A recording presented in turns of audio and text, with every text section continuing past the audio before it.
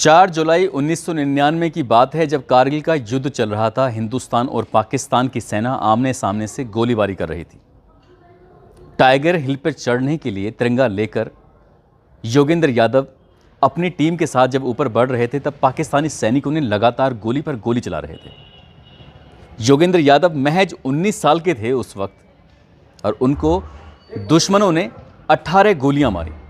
18 गोली लगने के बाद भी वो जिंदा थे, मरे नहीं। और उन्होंने अदम्य साहस का परिचय देते हुए एक दो नहीं कई पाकिस्तानी सैनिकों को ढेर कर दिया।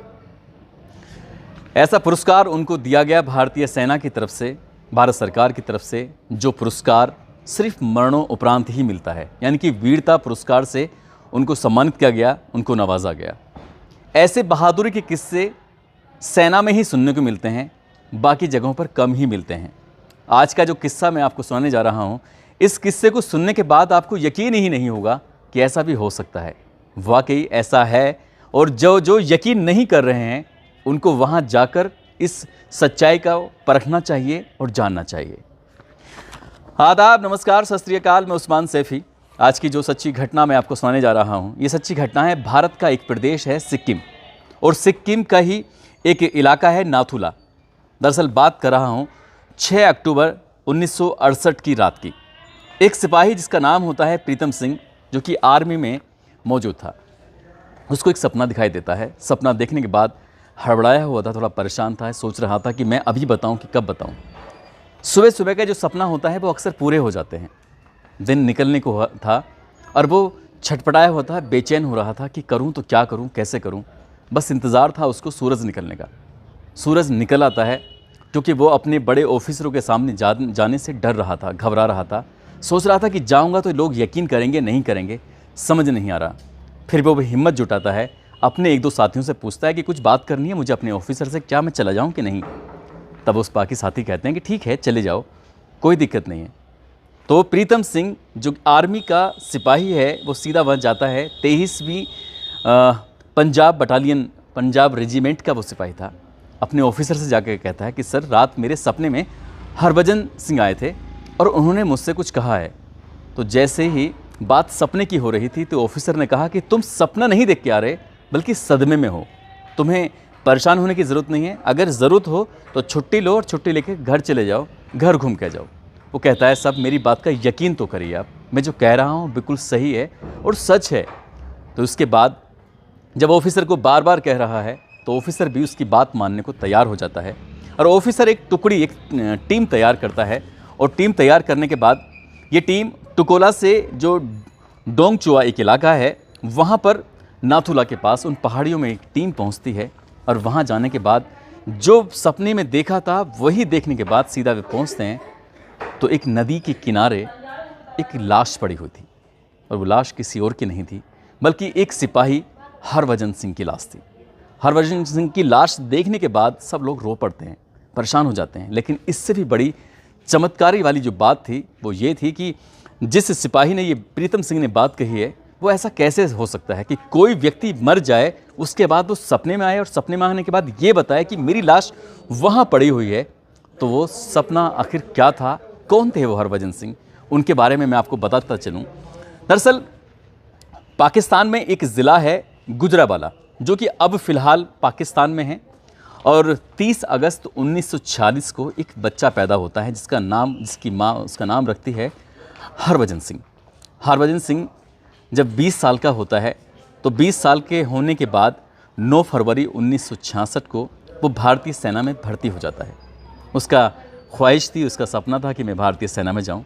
और 1966 में भर्ती होने के बाद उसकी कुछ इधर उधर पोस्टिंग होती है, फिर उसके बाद फिर ये सिक्किम में चला जाता है।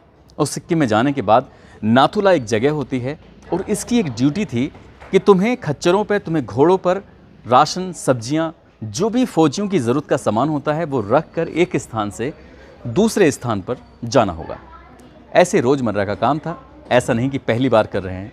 लेकिन वो 4 अक्टूबर 1968 को जब अपना सामान लेकर, सैनिकों के लिए खाने पीने की चीज़ें लेकर जब निकल रहे थे, अपनी टुकड़ी के पास जा रहे थे, तो समुद्र तल से 14,000 फुट की ऊंचाई पर वो उस वक्त चल रहे थे। और जैसे जैसे उनके खच्चर, उनके घोड़े आगे चल रहे हैं, वो पीछे पीछे चल रहे थे। अचानक ही उनका पैर फिसल जाता है और बहुत ऊंची पहाड़ी से, बहुत ऊंची चोटी से वो सीधा ज़मीन पर आके गिर जाते हैं।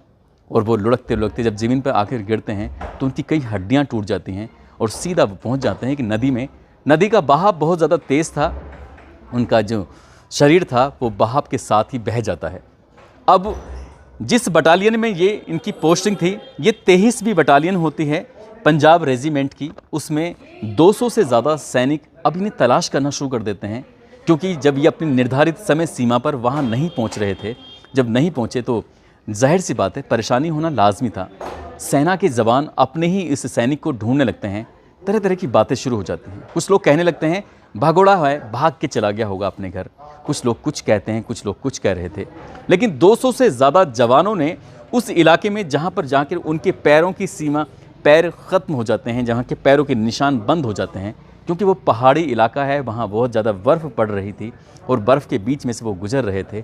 तो जाहिर सी बात है घोड़ों के, खच्चरों के निशान तो थे उनके पैरों के, लेकिन इंसान के निशान नहीं थे। इसीलिए उन्होंने इस बात का अंदाज़ा लगाया कि वो इसमें गिरे हैं।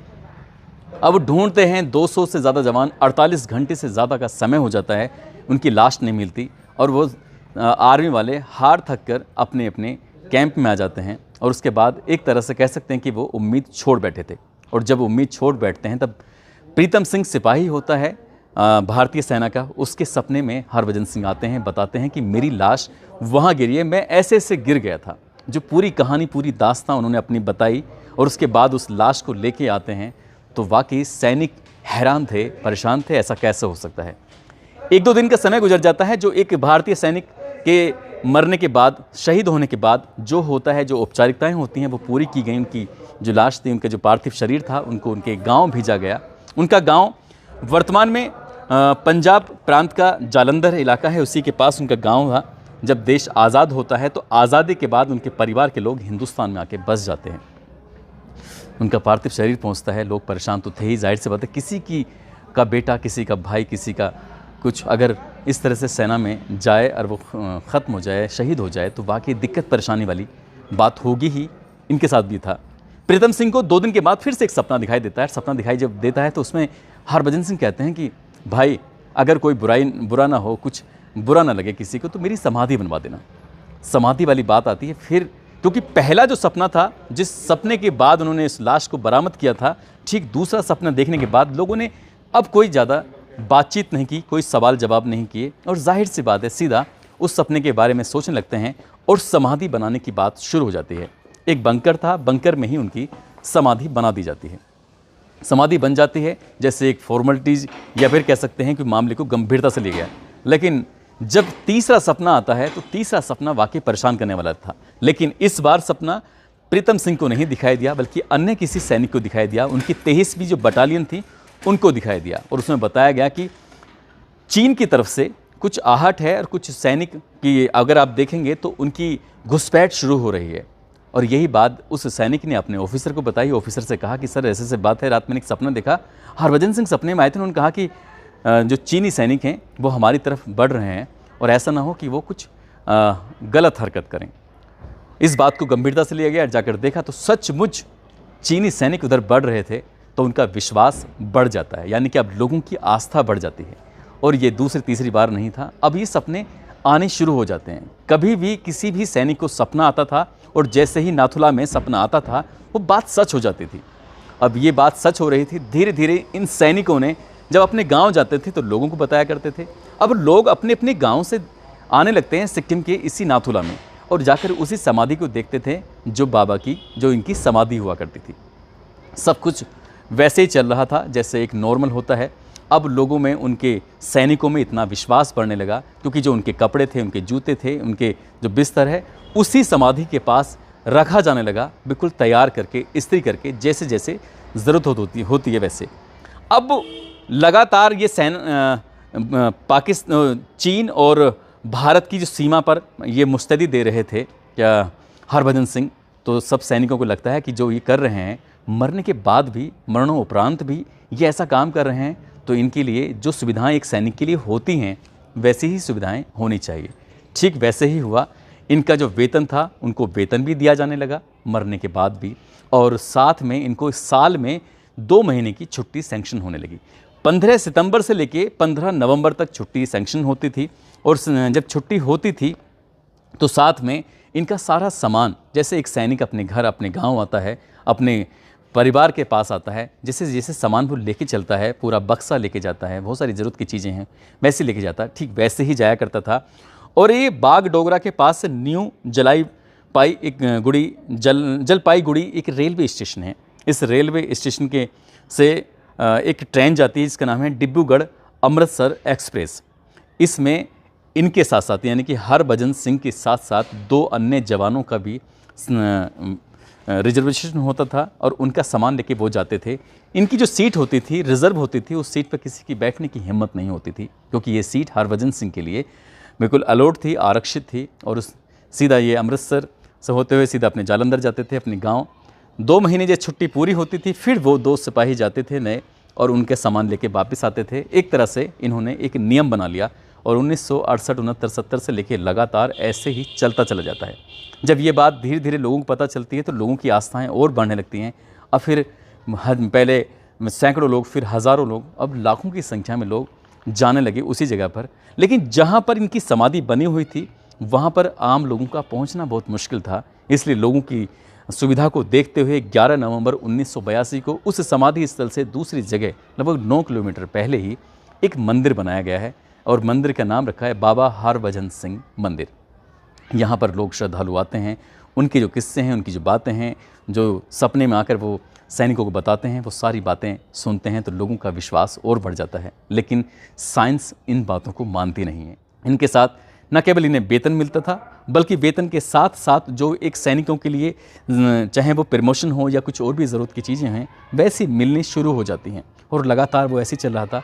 बताया जाता है कि 2006 में ये रिटायर हो गए थे, लेकिन इनकी जो छुट्टियां थी, इनका आना जाना, वो लगातार ऐसे चलता रहा। कोई व्यक्ति कोर्ट चला जाता है, और 2017 में जब कोर्ट जाता है तो कोर्ट इनकी छुट्टियों के मात को ख़त्म कर देता है, कहता है कि ये छुट्टी करना सही नहीं है। तब वो 2017 यानी कि 18 के बाद से फिर अब कोई व्यक्ति वहाँ से नहीं जाता है। लेकिन जब तक इनकी माँ जिंदा थी तब तक इनकी माँ को वेतन दिया गया, पेंशन दी गई। बाद में इनकी जो परिवार के लोग थे उनको पेंशन दी गई थी। लेकिन ये बात वाकई अपने आप में अनोखी है, हैरान करने वाली है कि एक सैनिक मरने के बाद भी अपने देश की रक्षा के लिए क्या कुछ नहीं कर रहा था। और जब लोग सिक्किम के उस नाथुला जगह पर जाते हैं तो जब उस किस्से को सुनते हैं, सैनिक सुनाते हैं, तब लोगों को यकीन होता है कि हमारे देश में ऐसा भी एक किस्सा हुआ था कि आज भी वो सैनिक इस बात को लगभग 54-55 साल के आसपास हो चुके हैं, और 54-55 साल तक वो चीज़ें जो पहले थी 1968 में या 69-70 में, वो आज भी चली आ रही हैं। दोस्तों, इस पूरे घटनाक्रम को सुनाने का उद्देश्य किसी को परेशान करना नहीं है, किसी का दिल दुखाना नहीं है, बल्कि आपको जागरूक करना है, आपको सचेत करना है। और जाते जाते आज रविंद्र यादव हैं, रघुनाथपुर के रहने वाले हैं, नेहा कुमावत हैं, सीकर की रहने वाली हैं, बीरबल हैं, और बम कुमार जो शायद बच्चा है, इनका जन्मदिन है। इनको जन्मदिन की बहुत सारी शुभकामनाएं, बहुत बहुत मुबारकबाद। साथ ही कुछ लोगों ने नाम लेने की अपील की थी। भावेश देवासी हैं, सिरोही के रहने वाले हैं, शमसुल अब्बासी बरेली के हैं, जसवंत सिंह जाखड़ के रहने वाले हैं, गोकुल पासवान बलरामपुर के रहने वाले, सम्मी शर्मा, मोहम्मद यूसुफ बिहार से हैं, नेमपाल सिंह बिजनौर से, आरिफ खान राजीव सिंह गाजियाबाद से, हसीब अहमद आजमगढ़ से, आजम अंसारी शामली से, जिशान प्रधान संभल से, रजनी कुमारी ईशनपुर से, विशाल साहू जयपुर से, पूनम चंद ब्रजेश यादव मोहम्मद इस्तियाक गोंडा से हैं, आर्यन सिंह बिहार से, अयाज अली यूपी से, मूलचंद जैसलमेर से। इन सब लोगों ने नाम लेने की अपील की थी। आप सब लोग अपना ख्याल रखें, सुरक्षित रहें। जय हिंद, जय भारत।